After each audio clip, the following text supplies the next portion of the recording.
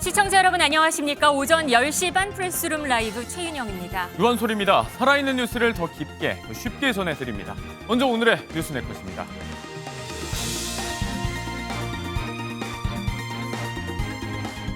한덕수 전 국무총리가 조금 전 대선 출마를 선언했습니다. 임기 단축 개헌 후 대선 총선 동시 실시를 약속했습니다.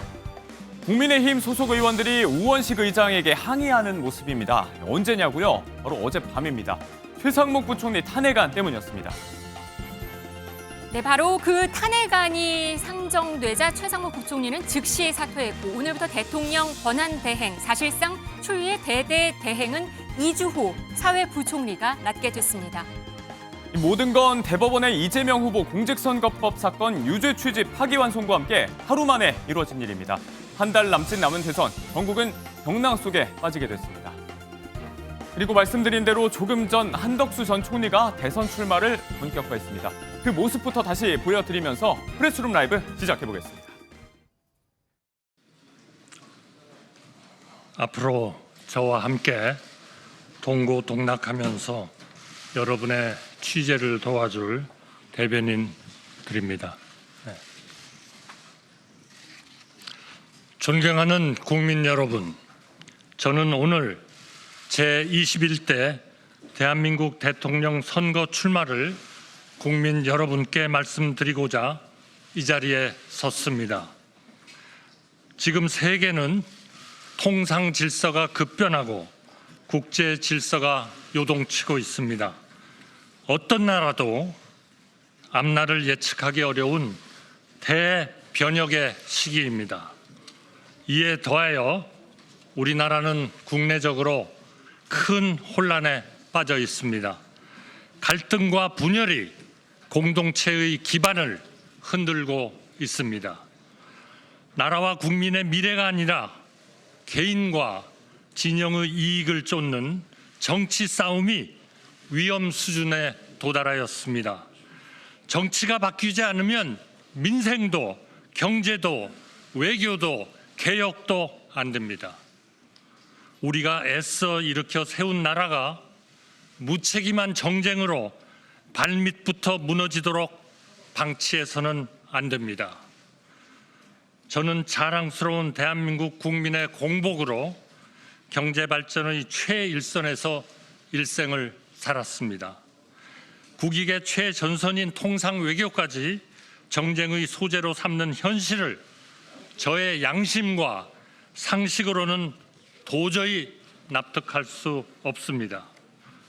저는 제가 사랑하는 대한민국의 미래를 위해, 우리 모두를 위해 제가 할 수 있는 일을 찾기로 마음먹었습니다. 저는 이번 대통령 선거를 통해 우리 국민의 선택을 받도록 전력을 다하겠습니다. 네, 한덕수 전 국무총리의 조금 전 국회에서의 대통령 선거 출마 선언한 모습 보셨습니다. 이 소식부터 시작하겠습니다. 호준석 국민의힘 선관위 대변인, 이승훈 더불어민주당 전략기획 부위원장 나오셨습니다. 안녕하십니까? 안녕하십니까? 네, 한 전 총리 대선 출마 선언 어떻게 들으셨습니까? 국내외적인 그 초유의 상황들 속에서 네. 거기서 이제 타개하겠다라는 그런 사명감, 그런 것이 들어있는, 느껴지는 그런 선언이었다고 생각합니다. 네. 국내의 위기라는 것은 12개 중범죄 혐의를 받고 있는 피고인이 우리나라의 대통령이 돼서 법치 질서가 무너지고 후진국으로 갈 수 있다. 독재국가가 될 수 있는 그런 가능성이 굉장히 커졌다라는 그런 위기감, 그런 것들을 이제 국민들께서 느끼고 계시다고 생각하고요. 네. 두 번째 이제 그 국외의 위기라는 것은 통상 질서가 이제 급변하는 가운데 우리의 그 진로가 어떻게 되는 것이냐. 거기에서 그것을 제일 잘 해낼 수 있는 사람은 누구인가. 반면에 민주당의 친중 친북 노선 그리고 반기업 반시장 그 노선으로 과연 이 21세기 글로벌 질서를 헤쳐나갈 수 있겠느냐에 대한 그런 그 엄청난 위기감, 그런 것이 아마 이 한덕수 대행을 결국 이제 대선으로 불러낸 것이다. 그렇게 해석했습니다. 네, 그러면 한 전 총리는 출마 선언 직후의 첫 행보로 오세훈 서울시장과 함께 쪽방촌을 찾는다고 합니다. 이후에는 광주를 찾을 것이라고 했는데요. 한 전 총리의 첫 일정은 어떤 의도로 좀 볼 수 있을까요? 일단 뭐 오세훈 시장하고 같이 움직인다는 거잖아요. 네. 간접적으로 오세훈 시장이 한덕수 후보를 지지하고 있다. 뭐 이런 취지까지도 볼 수 있을 것 같고요. 네. 광주를 찾는다라고 하는 것은 자신이 이제 호남 출신의 후보다. 그렇기 때문에 중도층이라든가 호남도 자신을 찍어야 된다라고 하는 메시지를 위해서 첫 순간부터 굉장히 정치적인 활동을 보여주고 있다. 이렇게 말씀드리고요. 다만 네. 본인이 호남 출신이라고 하지만 호남 출신을 숨겼다라고 하는 얘기들도 많이 있고 또한 내란, 계엄으로 인해서 참혹한 현실을 맛보았던 광주 시민들 입장에서 보면 내란 정부의 2인자였던 한덕수 대행을 인정할 수 없을 것으로 저는 보여지고요. 그렇기 때문에 호남을 방문한 것들이 그렇게 큰 반향은 일으키지 않을 것이다. 다만 오세훈 시장이 한덕수 대행과 함께한 부분은 네. 상당히 정치적인 의미를 가질 것으로 보여집니다. 네. 그리고 이로 인해서 사상 초유의 대대대행 사태가 벌어졌습니다. 한 전 총리 사퇴 이후에 권한대행 업무는 최상목 경제부총리에게 넘어가야 했지만 어젯밤 민주당의 탄핵을 강행하면서 최 부총리까지 사퇴를 하는 상황이 벌어졌는데요. 이 혼돈의장이었던 어제 국회 모습 보시고 오겠습니다. 바로 의사일정에 들어가겠습니다. 의사일정 제1항 기획재정부 장관 최상목 탄핵소추 사건 조사 결과보고서 채택의 건을 상정하겠습니다. 전혀 예상치도 않았던 최상목 탄핵입니까? 갑자기 이제 국가를 멈춰 세우겠다는 건가요? 장경태 의원님께서 토론을 종결하자는 동의를 하셨습니다. 해당 동의에 찬성하시는 의원님 계십니까?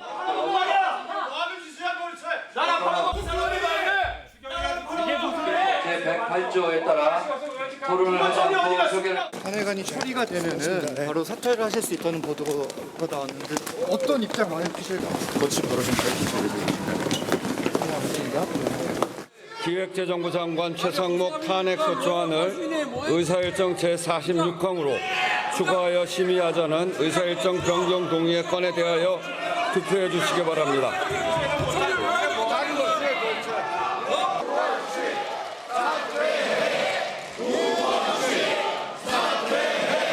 기획재정부 장관 최상목 면직이 통지되었습니다. 이에 따라 탄핵소추 대상자가 없으므로 투표를 중지하겠습니다. 네, 어제 밤 상황입니다. 최상호 부총리 탄핵 표결까지 갔다가 최 부총리의 기습 사이 그리고 어제 자정까지 임기였던 한덕수 전 총리가 20분 만에 사표를 수리하면서 탄핵소추안 투표 중지 사태까지. 이 어제의 사태 두 분은 어떻게 보셨습니까? 먼저 대변인님. 지금 그 장면들을 보면 네. 국민의힘 의원들이 할 수 있는 일은 항의밖에 없어요. 항의. 근데 국회라는 것은 원래 다수당도 있고 소수당도 있고 그래서 다수당이 과반을 갖고 있다 하더라도 소수당의 의견도 반영하고 협의도 하고 타협하고 그렇게 하라고 국민들이 구성해 주신 것이지 않습니까? 그런데 네. 민주당이 지금 국회에서 보이는 태도는 일관되게 그렇습니다. 우리 다수당이니까 우리 맘대로입니다. 나머지 당은 필요 없어요. 사실 국회를 열 필요도 없어요. 저렇게 하지 않습니까? 저는 저것이 만약에라도 이재명 후보가 집권했을 때 대한민국 모습을 그대로 이제 보여주는 거죠. 네. 입법부, 사법부, 행정부도 없어요. 어제 판결 나오니까 사법부 막 겁박하고 뭐 두고 봐라, 두 달만 있다 봐라, 뭐 이러지 않습니까? 네. 근데 그런 모습들로 결국 이제 또 탄핵을 하는데 9번이나 탄핵이 다 그 기각됐는데도 사과 한마디가 없었고 왜 탄핵했는지도 모르겠는데 저는 어제 저 뉴스를 보고 좀 눈을 의심했어요. 이게 무슨 인과관계가 있든지 논리가 있어야 되는 거죠. 근데 이재명 대표가 유죄 선고를 받았는데 왜 경제부총리가 탄핵되는 거죠? 근데 저런 일을 하지 않습니까? 그래서 이런 것들을 보면서 국민들께서 이래서는 안 되겠구나라는 그런 마음들을 더 굳히게 되는 그런 장면들이었다고 저는 봤습니다. 민주당 쪽은 어떻게 보셨습니까? 부위원장님. 실은 한덕수 후보 자체를 보면 3년간 뭘 했죠? 윤석열 정부가 실패하고 내란까지 범했는데 2인자가 출마하는 것도 좀 이상하잖아요. 그리고 최상목 대행에 대해서 탄핵 소추를 계속해서 하지 않았던 이유도 결국 전국 안정이거든요. 네. 경제 안정이고. 근데 대선 관리자, 경제를 총책임지는 대행이 대통령 후보로 출마해버렸어요. 그럼 이제까지 권한대행의 권력을 가지고 대선 후보 일정을 갔다는 거잖아요. 최상목 대행이 어제 사퇴를 했는데 실은 탄핵 받고 정지되는 게 정치적으로 활용할 수도 있는 거잖아요. 근데 그만둔 거 보니까 한덕수 대행이 국민의힘의 대선 후보가 되면 캠프로 가려고 지금 미리 준비하는 거 아닌가. 이 정도 수준으로 지금 집권하고 있는 분들이 너무 정치적으로 움직인다 이런 생각이 들고요. 9일 만에 이제 대법원에서 판결을 내리다 보니까 이게 너무 충격적이죠. 특히 파기환송을 하려면 좀 더 시간을 여유를 가지고 좀 재판을 한 이후에 했더라고 한다면 그 충격이라든가 국민들이 설득력 있게 받아들여질 수 있을 건데 9일 만에 6만 쪽에 달하는 기록도 보지 않은 채 선고했다는 것이 뭐 거의 확실해 보여서 지금 온갖 총체적인 난국이다. 이게 정치권뿐만이 아니라 그 피해는 고스란히 국민이 가져갈 것 같아서 실은 저도 좀 힘든 상태입니다. 최상목 부총리 왜 탄핵을 한 건가요? 정치적 탄핵이라고 봐야죠. 더 이상 물러나서는 안 된다. 이런 거 있잖아요. 온건파들이 최상목 대행도 탄핵하지 말자. 한덕수 대행도 탄핵하지 말자. 국가가 중요하다고 했는데 계속해서 윤석열 전 대통령에 대한 구속 취소 그리고 대법원에서 이례적으로 정말 초특급 스피드로 결국 이재명 후보에게 엄청난 충격을 준 거거든요. 이건 사법부마저도 정치적인 해석이잖아요. 보수가 10분, 진보가 2분이었는데 10분은 유죄다. 2분은 무죄다라고 하는 것은 완전히 사법부 또한 정치적으로 갈린 거거든요. 원래 법원이라고 하는 건 법적 안정성도 좀 추구하는 측면이 있는데 이제는 사법부마저도 정치적으로 갈려서 판결의 결과가 달라지기 때문에 이건 뭐 전쟁이라고 생각합니다. 전쟁이라고 합니다. 최상목 전 부총리는 왜 사표를 바로 썼을까요? 오늘 그날 어젯밤에 탄핵소추안이 의결됐겠죠. 네. 원래 그 추경안 처리하려고 열었던 회의예요. 근데 네, 본회의가. 갑자기 네. 그 보복 탄핵해가지고 한 겁니다. 그러면 그 바로 이제 직무 정지되는 거잖아요. 이제 벌써 이제 두 번째가 되는 겁니다. 그러니까 뭐 그럴 바에는 사표 내는 것이 그 온당한 것이죠. 그래서 제일 큰 문제는 국익과 국민이 염두에 없다는 거예요. 민주당의 행동은. 우리한테 이렇게 되니까 우리 바로 국익이고 국민이고 없어. 이거 그냥 탄핵. 마치 탄핵을 무슨 그 본인들이 뭐 벌 주는 징계의 도구처럼 그렇게 이해하고 있는 것이죠. 네. 이로써 이 권한대행직은 국무위원 서열 4위인 이주호 교육부 장관에게 넘어갔습니다. 오늘 이주호 권한대행의 출근길 모습 보시고 오겠습니다. 무거운 책무를 맡게 돼서 막중한 그 책임감을 느끼고요. 지금 가장 중요한 것은 이제 대선을 한 달 앞둔 기간이기 때문에 공정한 선거 관리에 무엇보다 중점을 두도록 하겠습니다. 국정은 그 시스템으로 운영되는 것이라고 생각을 합니다. 국회와 충분히 소통하고 또 국무위원들과도 잘 논의해서 국정을 안정적으로 운영하는 데 최선을 다하겠습니다. 네, 대선 전 한 달여 동안 이주호 권한대행은 국정 운영에 책무를 맡게 됐습니다. 대통령, 국무총리, 경제부총리가 줄줄이 공석된 상황에서 관세 등 이 통산 전쟁 이런 와중에 지금 경제수장이 공백이 된 상태거든요. 이 국정 공백 우려도 사실 많이 큽니다. 네, 이제 한 달 이제 남짓 남았습니다. 네, 대선까지. 그 사이에는 이제 현상 유지 잘하고 안정되게 하고 그것이 이제 중요한 것이고. 네. 선거 관리는 중앙선관위가 밝혔죠. 선거 관리는 우리가 하는 것이다. 그러니까 정부의 역할은 거기에 뭐 치안이라든가 이런 것들을 잘 뒷받침하는 그런 역할인 것이고요. 그런 역할은 잘 해낼 것이라고 기대합니다. 그리고 통상 문제는 2+2 한미 협의에서 7월 패키지, 그러니까 7월에 종합적으로 다 타결하는 것으로 큰 틀을 잡아놨고 그 이제 후속 실무 협의들이 이루어지고 있기 때문에 큰 틀에서는 잘 진행이 되고 있고 새 정부 출범하고 나면은 7월에 타결될 수 있도록 그렇게 잘 준비를 하겠습니다. 네, 군 준비 태세도 뭐 최고 수준을 하겠다 이런 얘기도 있거든요. 어떻게 보세요? 그래도 우려스럽긴 해요. 지금 수장들이 전부 다 공석인 상태여서 국무위원도 그 명수를 셌더니 좀 저도 14명? 이주호 교육부 총리까지 권한 대대행이 내려가는 것에 대해서는 실은 우려를 하고 있었거든요. 네. 그런데 지금은 뭐 이 어떤 모든 의미가 없어져 버린 것 같아요. 사법부마저도 너무나도 초특급으로 이재명 후보에 대해서 유죄 취지로 파기환송을 했기 때문에 네. 이제는 어느 선이 없는 것 같아요. 뭐 정치적으로 사법부도 개입했다라고 보고요.